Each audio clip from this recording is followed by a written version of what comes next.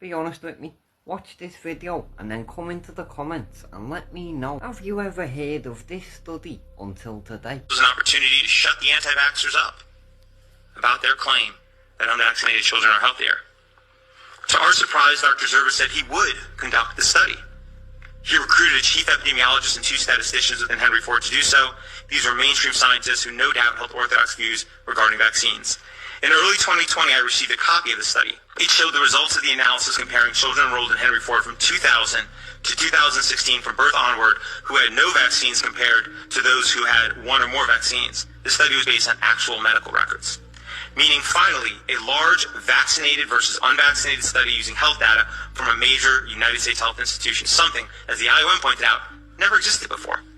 The study began by explaining it set out to reduce vaccine hesitancy by assuring parents the CDC vaccine schedule is safe.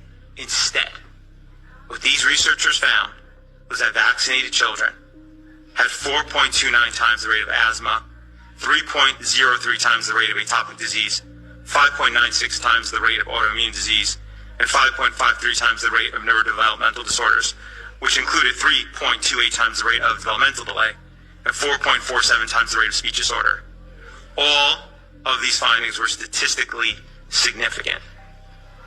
There was also other conditions for which there were numerous cases in the vaccinated group but zero in the unvaccinated group, hence a rate cannot be calculated, including brain dysfunction, ADHD, learning disabilities, intellectual disabilities, and tics. For example, there were 262 cases of ADHD in the vaccinated group, and there were none in the unvaccinated group.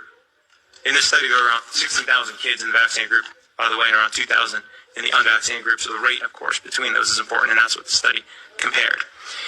These findings are troubling, including because these chronic health issues can be caused by immune system dysregulation, and vaccines can cause immune system dysregulation. Citations for this are in my written submission. Overall, the study found that after 10 years, 17% of the unvaccinated children had a chronic health issue, while 57% of the vaccinated children had at least one chronic health issue, often multiple. That's 17 versus 57%. The only real problem with this study, and why it didn't get submitted for publication, is that its findings did not fit the belief and the policy that vaccines are safe. Had it found vaccinated children were healthier, it no doubt would have been published immediately. But because it found the opposite, it was shoved in a drawer. We have repeatedly urged Dr. Zervos and Lamoretta to submit the study for publication. They have affirmed the study was well designed and conducted. But Dr. Zervos has said he doesn't want to lose his job. Dr. Lamoretta has said she does not want to make doctors uncomfortable. This is a real-world example of how the science around vaccines gets corrupted. How only studies that confirm the beliefs and policies that vaccines are safe get published. Everything else gets shoved in a drawer.